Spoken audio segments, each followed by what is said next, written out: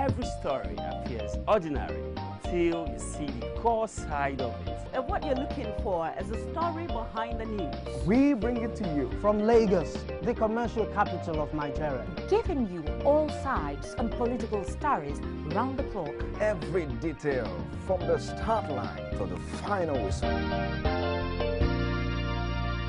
CoreTV News, expanding your view.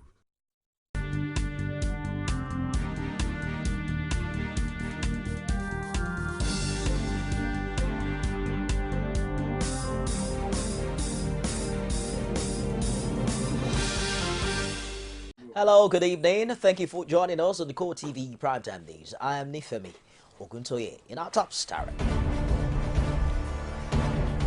federal government says it cannot question the decision of the Senate to adopt the presentation of assets declaration form as a precondition for clearing ministerial nominees.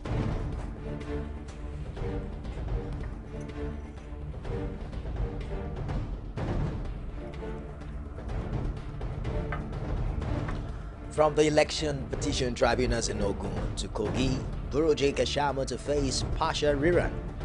As tribunal upholds Badabiamila's election, and APC reps in Oshun also got election validated. The federal government says the death from hemorrhagic fever on Monday by a patient at the University of Calabar Teaching Hospital is not Ebola.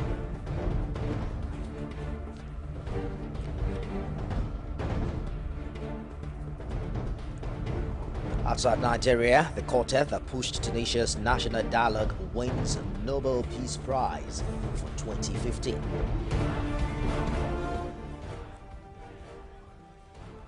Glad to have you join us again. Nominees on the ministerial list have begun lobbying senators representing their states ahead of next week's screening exercise. Senior Special Assistant to the President on National Assembly Affairs Ita Enag dropped the hint while briefing journalists on Friday. He also maintained that the presidency cannot question the Senate's decision to demand the asset declaration forms of the nominees. We'll bring you details of that story later on. Former Anambra State Governor Chris Ngige says President Muhammadu Buhari considered cognate experience in compiling his list of ministerial nominees. Ngige, who is one of the nominees, told State House correspondents that the president deliberately picked those he is convinced would help drive his change agenda. The one-time senator also does not see a need for President Buhari to attach portfolios to the list sent to the Senate. In the recent nomination of Lai Mohammed as minister representing Kwara State has generated controversy among the youths and other political stakeholders in Kwara South Senatorial District of Kwara State, where he's alleged to be a non-participant in Kwara politics. Rashid now reports. We'll bring you details of that story later on. Now, the Senior Special Assistant to President Muhammadu Buhari on National Assembly matters, Ita Enag, has declared that there is no rift between the leadership of the National Assembly and its principal. Enag made this known while speaking with journalists in his office.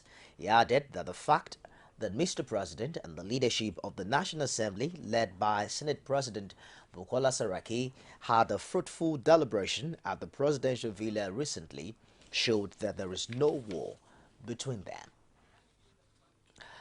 The election petition tribunal sitting in Isabo Abeokuta, Ogun State, has nullified the election of Senator Buruji Kashamo representing Ogun East Senatorial District in the Red Chamber. The tribunal has ordered rerun elections in 110 polling units of the Senatorial District.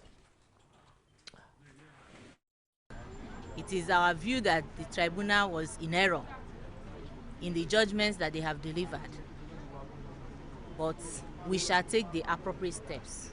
Well, we all had the opportunity of listening to all the judgments. Obviously, we didn't get all that we wanted, but we got something substantial, and to that extent, we were happy. My initial reaction at this stage is to say that, well, the tribunal justices did all they could within their professional ability towards doing the right thing. In this time litigation, somebody must win, somebody must lose. So we have the bad, the good, and the ugly. We won some, we lost some. So that is the beauty of the practice. The Lagos State National Assembly Election Petition Tribunal has upheld the declaration of Femi Gbajabiamila as winner of the March 28, 2015 House of Representatives election in the Surulere Federal Constituency 1. The Justice C.U. Awuka-led three-man tribunal rejected the petition challenging the victory of Gbajabiamila and his party, the All Progressives Congress, in the said election. Gbajabiamila, who's now the majority leader of the House of Representatives, was declared winner of the said election by the Independent National Electoral Commission after polling 21,715 votes. Meanwhile, the Election Petitions Tribunal, hearing matters arising from the last National Assembly election sitting in Osogbo, has dismissed the petition filed against the election of Yinka Ajayi, representing Ifelodun, Borikpe, Odo-Otin Federal Constituency in Osun State. The People's Democratic Party candidate in the election, Kayode Oduoye, had approached the Justice A.J. Kajafa-led tribunal panel to challenge the victory of Ajayi of APC at the election on the basis of gross election malpractice and irregularities. Justice Kajafa, in his ruling, noted that the petitioner failed to present and establish evidence in support of his claims that there was no compliance to the Electoral Act and the Manual of Election, hence the unanimous decision to strike it out. Counsel to the parties in the petition, however, differ in their response to the ruling. You see, there is one thing in law: he who asserts must prove. They came to court challenging the election victory, the electoral victory of the first respondents, and they were unable to prove their matter. So, on that basis alone, the court is at liberty to dismiss their matter, and the court has rightly done so. The court did justice to what transpired in the open court. Happy about the verdict today.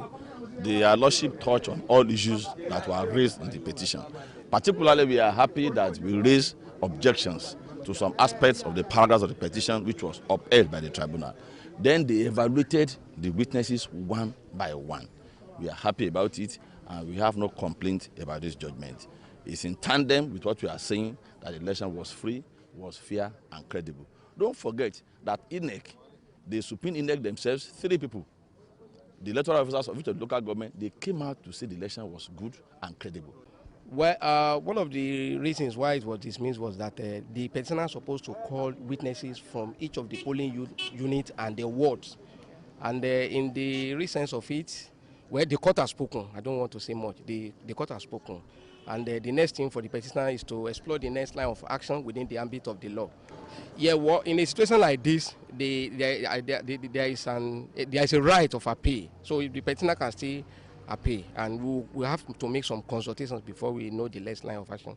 But the point is that it has to be done within the ambit of the law.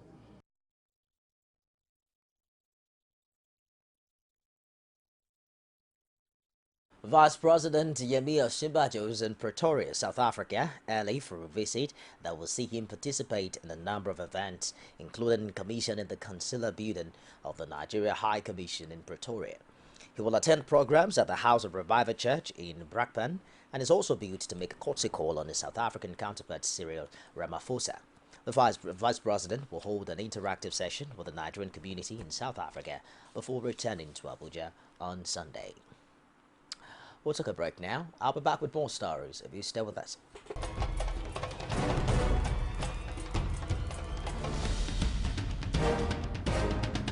This is what the people are saying. You don't run a big economy with generator. They need to do more in terms of energy and power. Many things to do for this Nigeria about lights, water, and new TT. For Nigerians that are not gullible, we know that good laws have done nothing good for this country. Buhari won the election convincingly.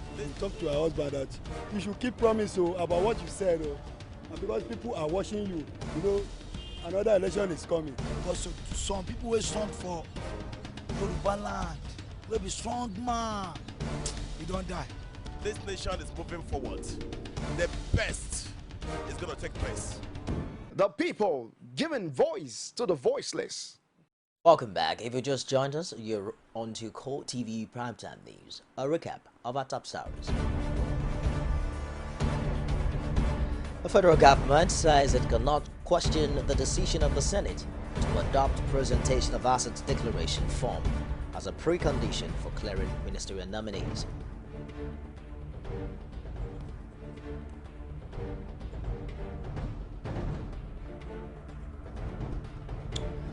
From the election petition tribunals in Ogun to Kogi, Burudu Kashamu to face partial rerun. Tribunal upholds Bajabiamila's election, and APC reps in Oshun gets election validated.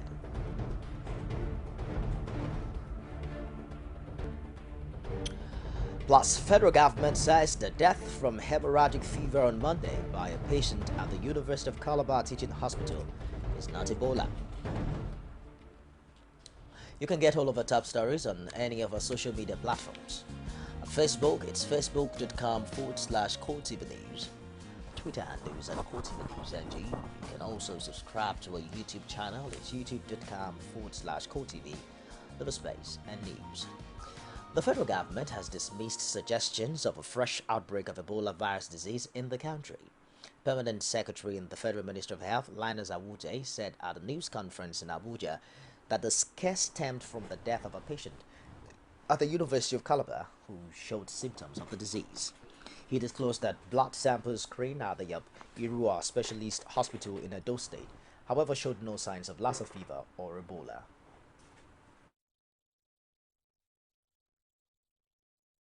We have therefore followed the recent rumors of Ebola to find that it is a case of a 21-year-old male student of the University of Calabar who was brought into the casualty ward of the University of Calabar Teaching Hospital by the mother and other family members precisely on the 7th day of this month at about 1 a.m.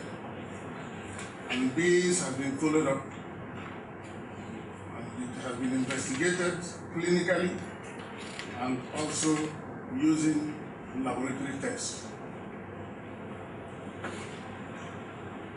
The young man was actually admitted with bleeding, diarrhea, vomiting, skin rashes, and mouth lesions.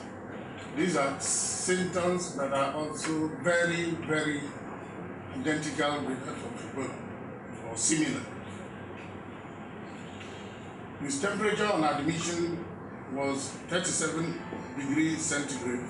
As we are speaking now, it is very, very clear that it has nothing to do with Lassa fever. It also has nothing to do with Ebola. But it is also good that we go for that, to also isolate the strains and also find out what is it, if it is not Lassa fever, and it is not Ebola.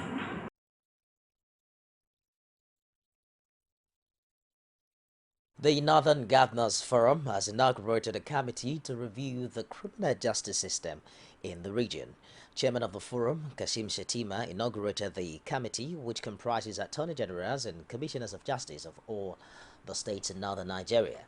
Shettima, is also the Borno State Governor, told members of the committee that they have 3 months to turn in a report to the Governors Forum. On the ongoing counterinsurgency operation in the state, the governor expressed satisfaction in places like Bama, Mati, and Baga, which were seized by the insurgents and have since been retaken by the military. Meanwhile, Borno State Governor Kashim Shettima has expressed satisfaction with the recent performance of troops involved in counterinsurgency operations in northeast Nigeria. The governor noted that although 8 terrorists were arrested recently, the insurgents had for a while held the region with a population of 20 million people to ransom before its liberation. Speaking during the inauguration of a committee comprising attorney generals and commissioners of justice of northern Nigeria, the governor described members of Boko Haram as young desperados whose aim is to unleash disaster in the region.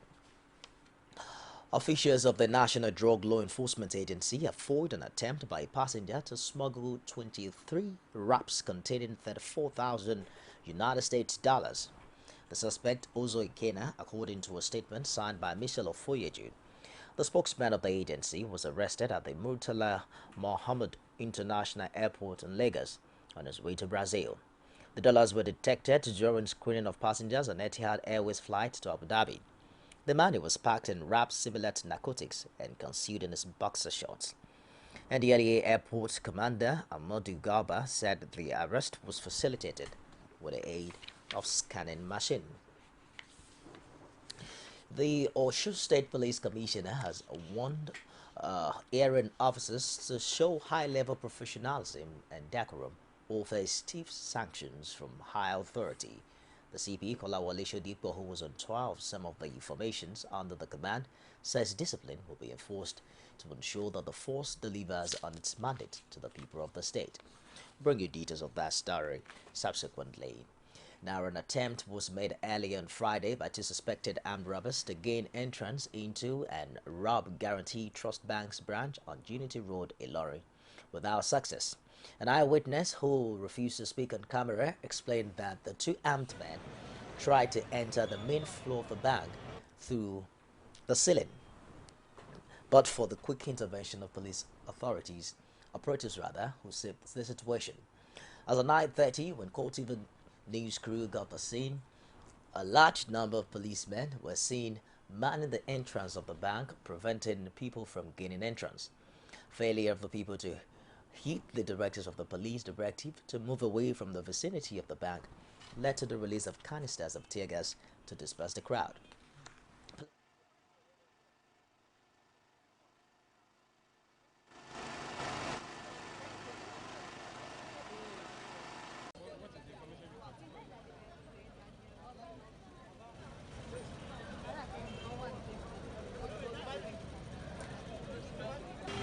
As Nigeria backed the 2015 World Post Day, the federal government has assured the citizenry of its commitment to quality postal services that will satisfy the aspirations of the citizenry. Acting Postmaster General of the Federation, Enoch Ogun, delivers the assurance at an event commemorating the day in Abuja. He also solicited for more patronage of postal services in the country.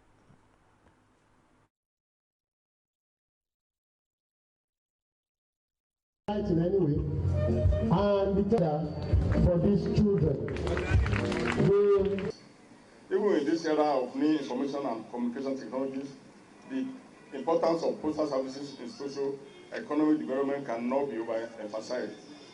Postal services are an essential component of every country's economic and social structure and represent a unique asset and critical infrastructure for development.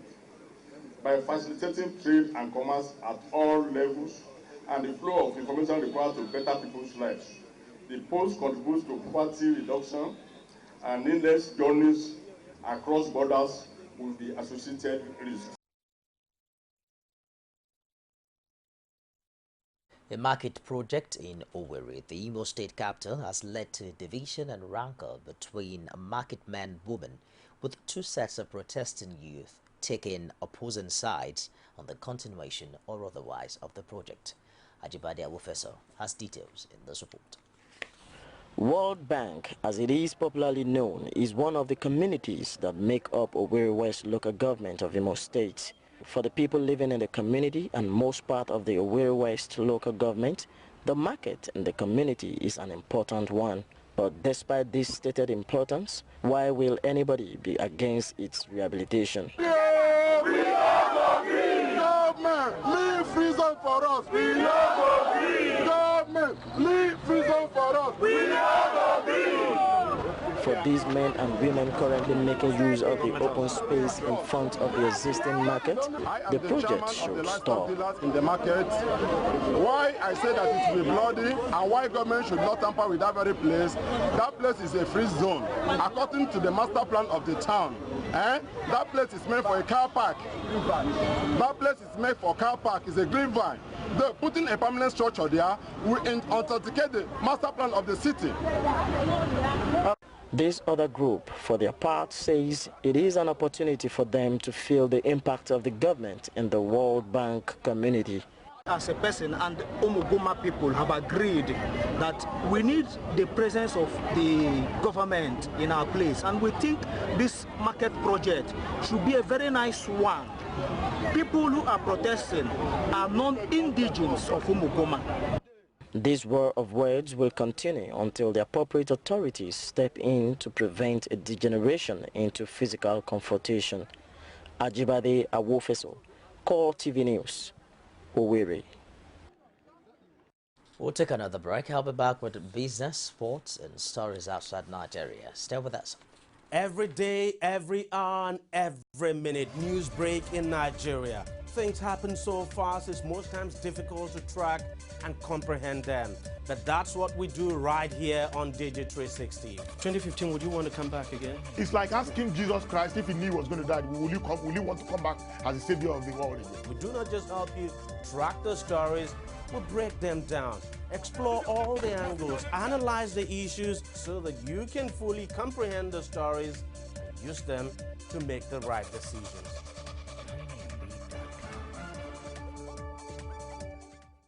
You can now watch CoreTV News live from anywhere in the world on our website www.coretvnews.com. Click on Live TV on our website and watch us live. And welcome to CoreTV Primetime Days. To follow us on Twitter, click on Twitter icon on our website.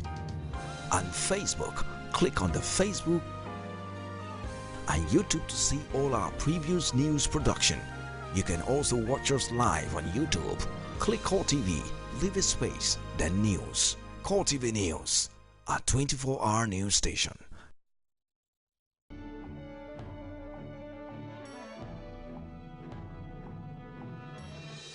Oil giant Royal Dutch Shell has asked ship owners exporting its Nigerian oil to sign a letter of comfort (LOC) to guarantee that its oil is not stolen.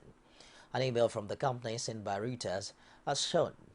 The email reads, "Please be informed we expect LPG and product ship owners to sign the NNPC LOC for any future Shell loading. This content, according to the email, is for premium yearly subscription, basic yearly subscription, basic monthly subscription, premium monthly subscription, as well as premium plus monthly subscription, in addition to premium plus yearly subscription members only." The Nigeria Extractive Industries Transparency Initiative says the federal government lost $966 million in revenue from the crude oil swap deal between 2009 and 2012. NATI's Communications Director, Aji Ogbonaya Aji, made the disclosure in Lagos at a forum on subsidy organized by Media for Oil Reform in collaboration with School of Media Communication, Pan Atlantic University.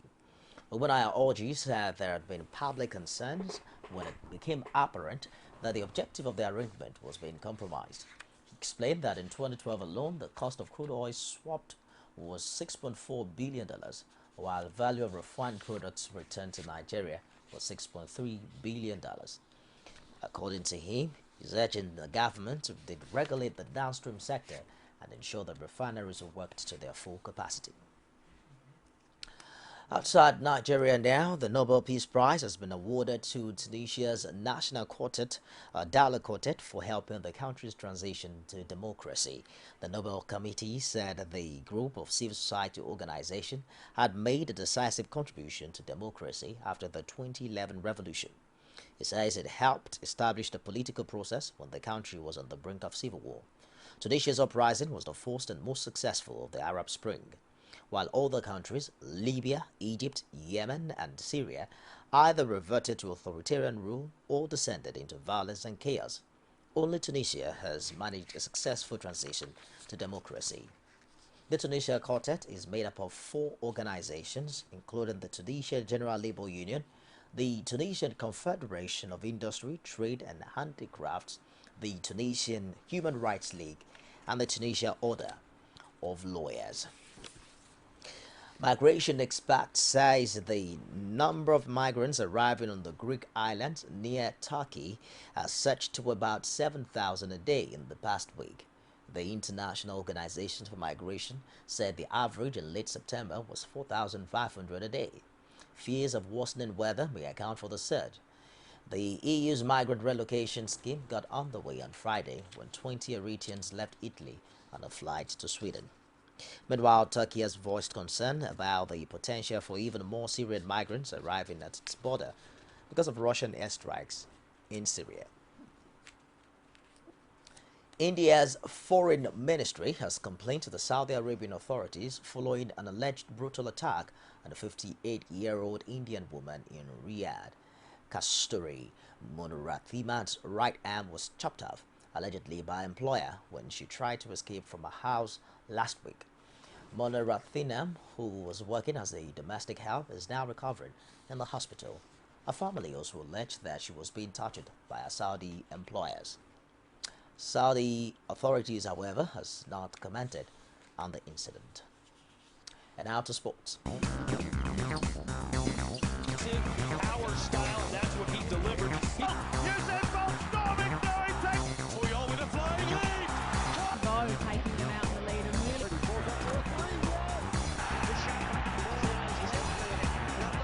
Nigeria and Cameroon will renew the rivalry when the two sides meet in an international friendly at the Stade Edmond Marchens in Brussels on Sunday, October 11th.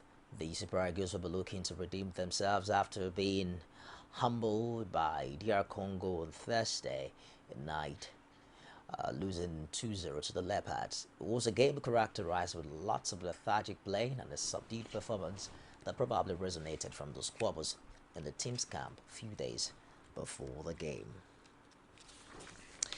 And away from there to FIFA, where the FIFA president Sepp Blatter is appealing against his 90-day ban from football's world governing body.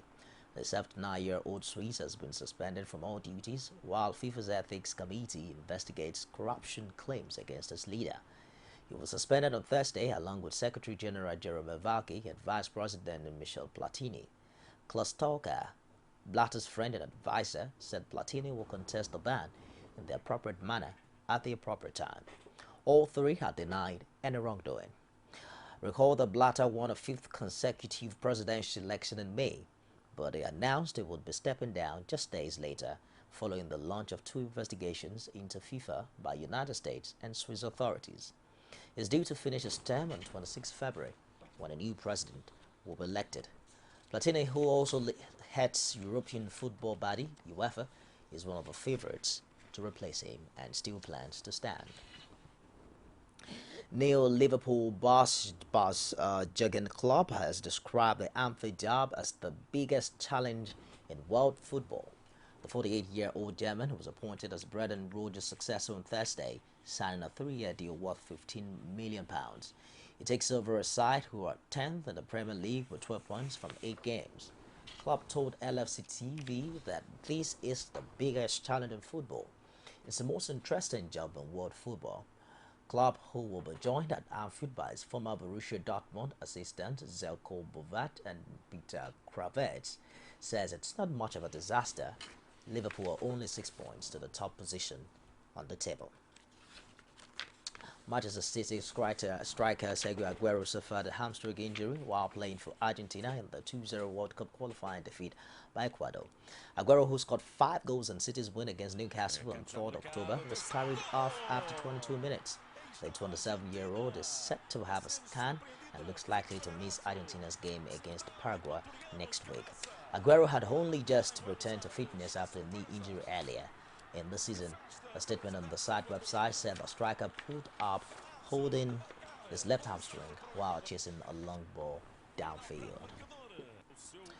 To end CoreTV Primetime News tonight, a recap of our top stars.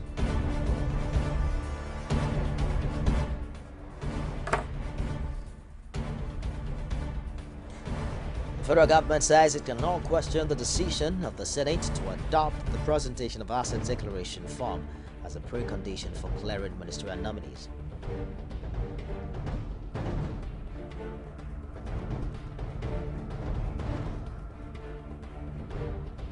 And from election tribunal in Ogun to Kogi, Muruji Kashamo to face partial rerun. Tribunal upholds Badabiamla's election, and APC reps in Oshun gets election validated.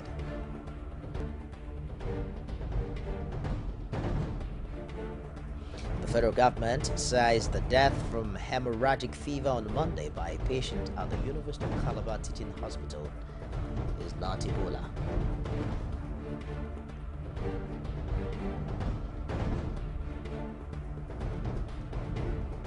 Outside Nigeria, group in Tunisia gets Nobel Peace Prize.